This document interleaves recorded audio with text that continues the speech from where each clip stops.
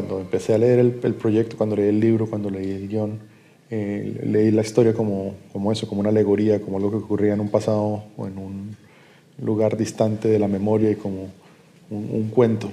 Pero a medida que avanzó el proceso, la alegoría dejó de ser tan alegórica y empezamos a ver cómo el mundo real empezaba a girar hacia lo que la novela describía. Y realmente pues la fuerza del relato que tú lees, acontecimientos, en ese relato lees desde los acontecimientos de las décadas siguientes a cuando fue escrita, ¿no?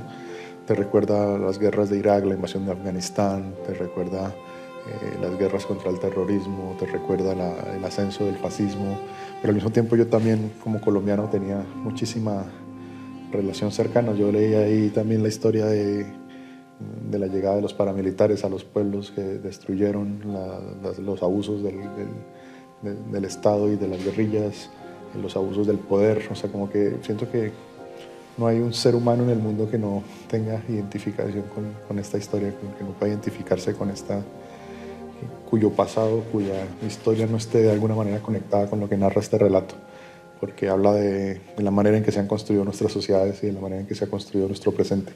Y cuando la gente se pregunta pues por qué hay tanta violencia, por qué hay tanto conflicto en el mundo, por qué vemos tantos problemas, por qué vemos tanto sufrimiento, pues este relato va a lo esencial que está por debajo de todo eso, y por eso era un relato que para mí pues desde el momento en que lo conocí se me volvió imprescindible contar.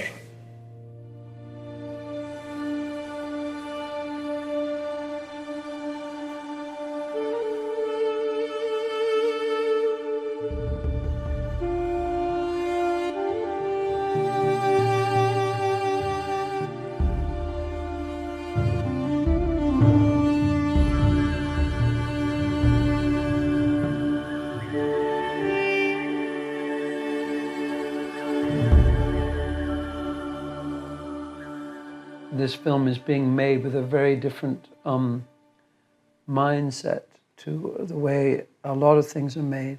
On film, I need to be as real as this table or this chair. You just need to make it seem like it has never happened before and is truly happening now for the first time and only time. That's where you need a bit of experience to know how to do that, how to keep refilling the tank, because the tank runs out of fuel. So you switch. So eventually, you know, in saying goodbye to the barbarian girl, you know, eventually you're moving into you can imagine saying goodbye to people you love, different people, very powerful people.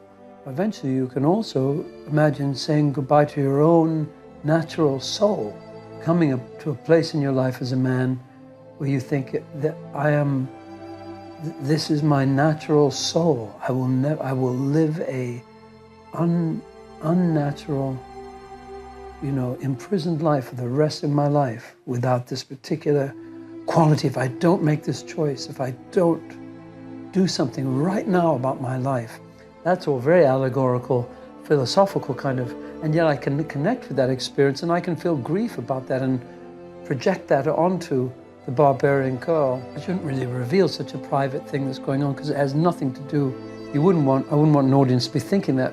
Sometimes you can't connect as deeply with the actual story as you can if you compare it to something else in your own life. And yes, I do that a lot on stage and in film.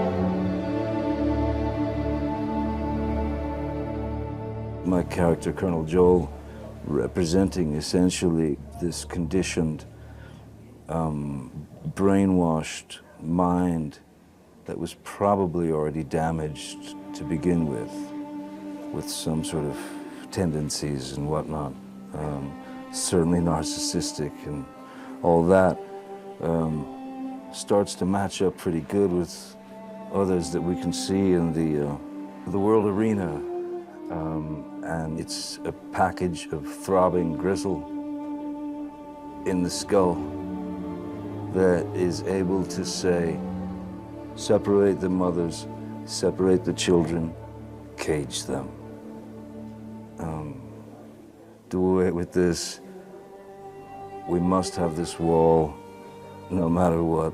But what I do, it's very relevant with what's going on with this film, which I said to you earlier, and it is such a rare thing, because it's only happened to me a few times. It flies out of your mouth after kind of rewinding and reliving and understanding now all the participants in this shadow play that is Waiting for the Barbarians. You start to put it all together in your mind, and this either happens or it doesn't, and it's rarely happened to me, but it did on this. I just said and felt, we're doing something here. We're doing something here, but we're really doing something here. That's very special and relevant. So, even though it's a very intimate film, and it's broad, it's wide, it's large, it's rich. I was amazed at where we traveled in the scenes and how we all got there.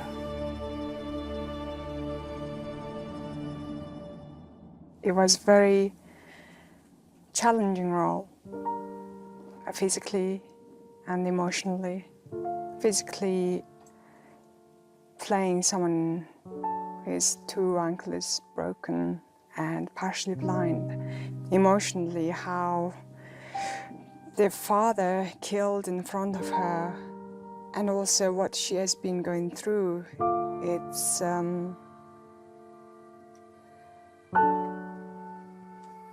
very heartbreaking, and also to actually show that someone who went through that as an actor, to play that role, it's an honor, I think. There's one thing about, there's one word, one sentence basically saying, never show weakness to the outsider. So it's about extreme pride. The girl doesn't see herself as a broken person. She may be broken physically and emotionally, but the soul is still whole.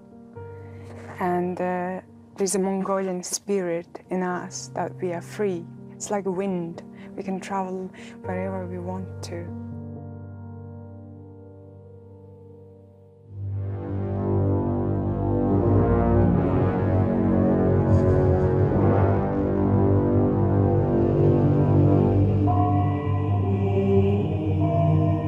I think it's pretty relevant in terms of a large, far-reaching empire that's starting to eat itself, and through paranoia and imagined enemies. I think it's pretty relevant to any empire that's ever happened in history. There was one line in it, which is in the movie as well, which is the crime that is latent within us, we must inflict on ourselves and not others.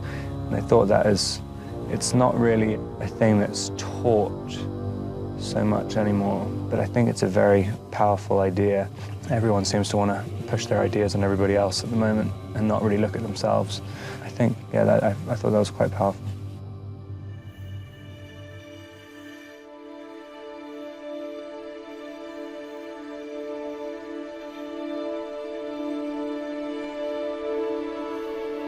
I feel passionate about the story because it's about something important, and it explores empire, and it explores the forces of empire.